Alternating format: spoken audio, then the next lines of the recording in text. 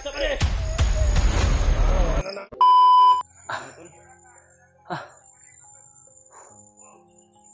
ka, Brad? Dito naman kami sa ibang area mga tol.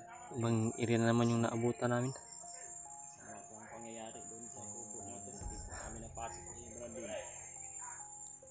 Napakakarami po talaga na ang dumating. Oras na po ng gabi mga tol dahil nagpadagdag po talaga sila ng mga tauhan.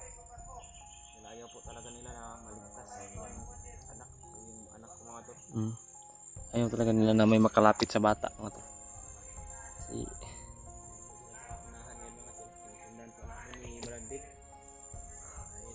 yan po, rinig nyo naman po yung mga boses nila. Naglalagyan din po ng asawa ko po mga tol. Dadalhin po daw nila yung anak dun sa location din po na naglalagyan ng asawa ko. Nandun daw si Commander Magno, Commander Bangkil na And Brad, parang naawa rin sila sa anak mo, Brad, kasi wala na daw gatas, Brad ba? Yan daw gusto nila ipunta sa asawa mo. Sobrang nakakaawa po talaga yung sitwasyon ni Bradley. Pinigilan talaga ni Bradley yung emosyon niya. Yung emosyon niya ba? At kinausap ko rin si Bradley mga tol. Kinausap ko siya na huwag siya magpadala sa kanyang emosyon po para wala pong mangyari sa amin o sa anak niya po at sa asawa niya.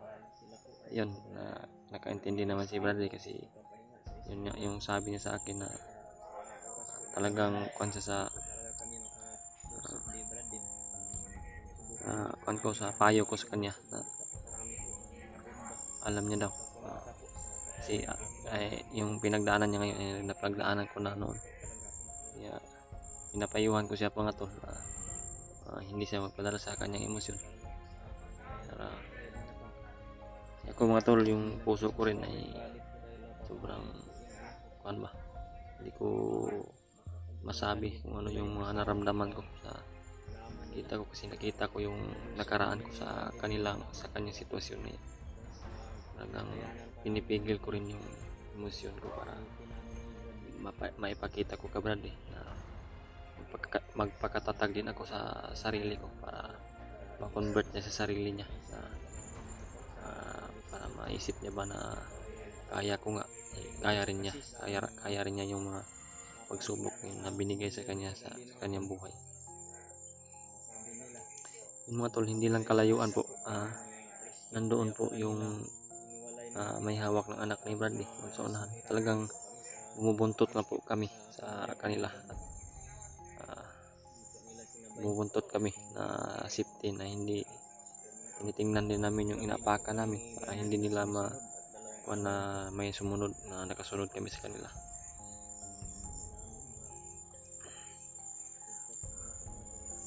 Sundan po namin kung saan sila naroon. Sakali kung mayroong mga kasama namin na katulong po sa amin. Hindi namin tatantanan sa pagkakataon na ito kasi nakita na talaga namin yung bata. Kulang na lang talaga yung kilos namin para makaligtas yung bata, pero hindi po pwede na magpalos-dalos kami mga tol kasi iniisip rin namin, binabalance din namin yung sitwasyon ba. Kung gagawa kami ng kilos, baka hindi namin alam, baka magkamali kami kung ano yung nasa paligid nila. Hindi namin nilulusob, hindi kami kumilos kasi yung bata talaga yung concern namin ba. Kaawa po talaga, pero wala na kaming magawa mga to. Buntot na lang kami ng buntot ito hanggat makakuhan kami ng tiyempo na pwede kaming gumalaw, pwede kaming kumilos na iligtas yung bata. Sobrang sakit talaga sa dibdib ko na nakita ko rin yung ganitong sitwasyon ba nung nakaraan ko. Pinapayuhan ko talaga si Brad. Pinatatag ko ang kanyang sarili ba. Yun po mga tol, rinig nyo naman po yung boses ng mga kalaban. Bakit nagkaganito yung takbo ng buhay ng mga tol? Sana po siguro itong kabayaran na nagawa ko kasalanan.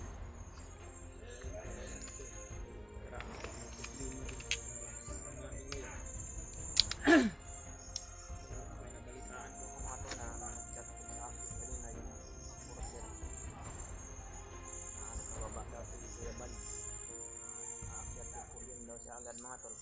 Dahil sa pag-rescue po kay Brad Pidot dahil hanggang ngayon. Iwan ko po kung na-rescue na ba nila dahil wala po yung Hindi namin makita, hindi namin na-monitor. Buti na lang talaga, video ng kasama namin. buti lang talaga mga tol yung mga chat ay papasok po, pero nahirapan talaga kami.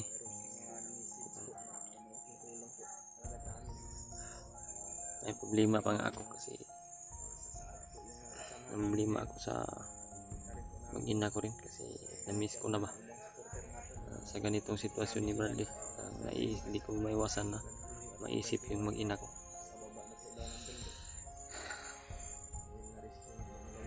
Problema pa sa problema din ako doon sa kanila kasi yung lumakad kami, umakyat kami ni Bradley ay konti lang talaga yung naiwan ko doon ng mga pagkain at ulam. Nangamba ako mga tol, sana makahanap talaga kami ng signal para makontak ko yung mag-ina ko, yung asawa ko.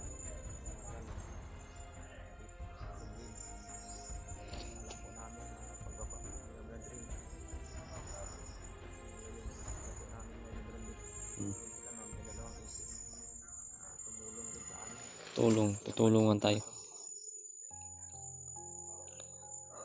Salamat po talaga namin na na-rescue na po yung anak ni Hayward mga tol. Ibigay po nila yung mga gusto ng mga bandido ngayon na talaga yung habol nila. Habol Brad, yung pera na yung one Brad. Grabe yung mga bandido ngayon. Pira po daw yung habol nila. Meron nila yan sa magitan ng pira. Problema rin kami ni Bradley sa ganyang sitwasyon kasi pipirahin talaga nila yung bawat bihag. Kaya yun yung pinagdasal namin na sana ay masolusyonan namin ni Bradley. Kasi problema kasi delikado kasi kung magkipag-negotiate kami ni Bradley na kami lang dalawa po at hindi namin alam kung makamatrap kami, hindi kami makapag-penetrate ni Bradley kasi dalawa lang kami. Talagang hindi kami nagpalas-dalos mga tol. Sana maunawaan niyo po yung kuan namin na naghanap talaga kami ng tiyempo o pagkakataon ba na pwede na talaga kaming kumilos, magawa ng kilos para maligtas talaga yung bata, yung asawa ni Bradley. Sana kung totoo man itong dadalhin nila itong bata doon sa asawa ni Bradley, doon sa kota kung saan ay hawak ng asawa ni Bradley, kasi yung bata daw ay talagang nagugutom na po at may problema po pala si Bradley kasi yung anak niya pala may sakit din pala ito yung anak niya na pneumonia. Yun yung delikado ba, baka walang punas yung likod, walang punas, basa ng pawis, yun yung isa sa dahilan.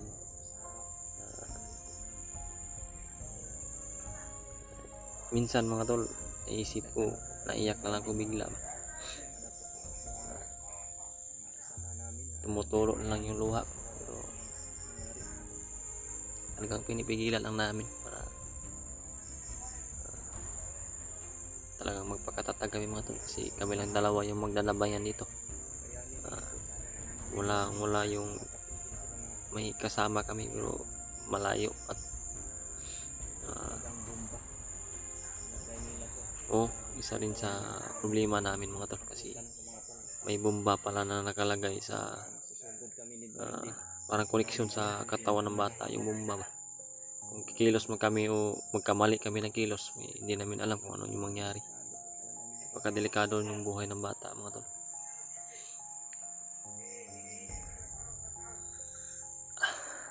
Talagang sikip sa dibdib ay. Maglalakad na naman daw sila, Brad. Lakad Brad. Kung lalakad sila Brad, hindi natin hayaan Brad na makalayo sila Brad. Buntutan natin Brad. At saan to patungo Brad, basta hindi lang tayo makita o wala mang mangyari masama sa bata. Talagang mag-antay kami ng tamang tiempo, tamang pagkakataon. Napakasakit sa dibdib ba, isipin at masikip. Grabe. Kaso wala talaga, hindi talaga kami pwede na magpadalos-dalos mga tol. Tulad ng mga sinabi ni Brad isang pagkakamali lang. Yung hindi namin alam ano yung mangyari. Mga tol, ulit-ulit ko po itong sasabihin sa video ko sa inyo. Sana mga tol, ipagdasal niyo po yung kaligtasan namin dito lahat. Sino man yung mga nabihag, sana ay huwag mo po silang pababayaan. Sana nasa kaligtasan sila palagi po. Kahit nasa kami sila ng kalaban, sana ay idasal ninyo. Sana ay maligtas namin lahat, at lalong-lalo na po sa anak ni Bradley at sa kanyang asawa. Na sana yung asawa ni Bradley ay okay lang din. Sana ay walang anumang pinapahirap na ginawa sa kanya. Kasi si Bradley talaga, makikita ko talaga mga tol, sobrang bigat ng kanyang problema na dala ba. Yung dinaramdam niya yun ay yun din yung dinaramdam ko noon, kaya alam ko kung ano yung pinakamasakit, kung gaano kasakit yung kanyang naramdaman.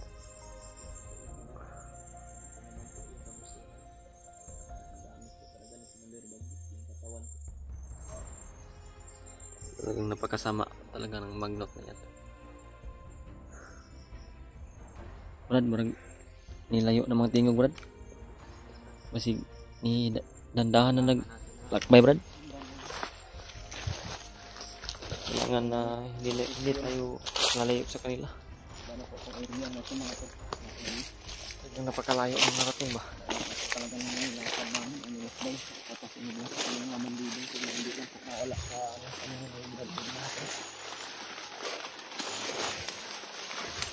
Lagi rin kami nagdasal mga to. Sana huwag talaga kami kabayaan. Bigyan kami ng lakas ba. Araw-araw na pagmasid namin dito, pagsunod namin sa kanyang anak. Sana hindi kami makita.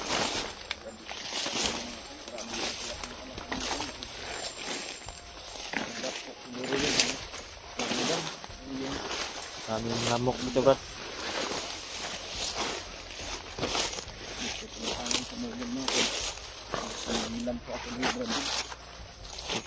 Kasi muntika na talaga si Brad din na sumugod. So buti lang mga tol, nabantayan ko ba. Pinapayuhan ko siya palagi. Kaya ulit yung payo ko sa kanya. Brad, huwag kang magpadala sa emosyon.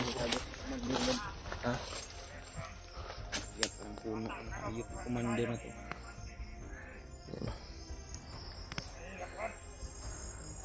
Kita ko tayo lang.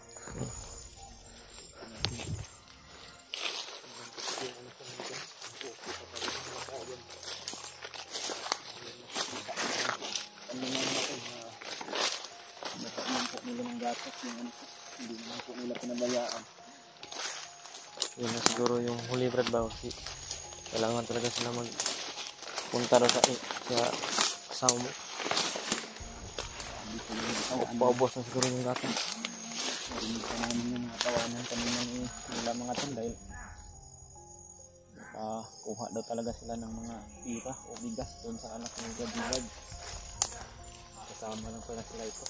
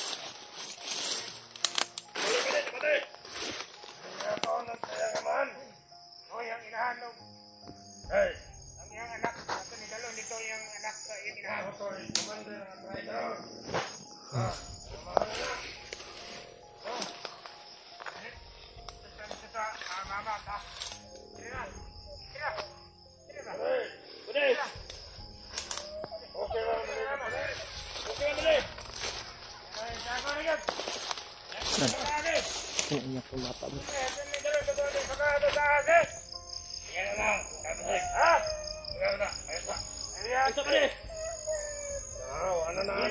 Kita yung hanap ng mama bro. Hilom ni Batake mo ni yang na andan din ni Batake tawana. Yes, kira. Sana nilagyan niya ng bomba. Ese daw wala mo tamabot dito si mong mama daw.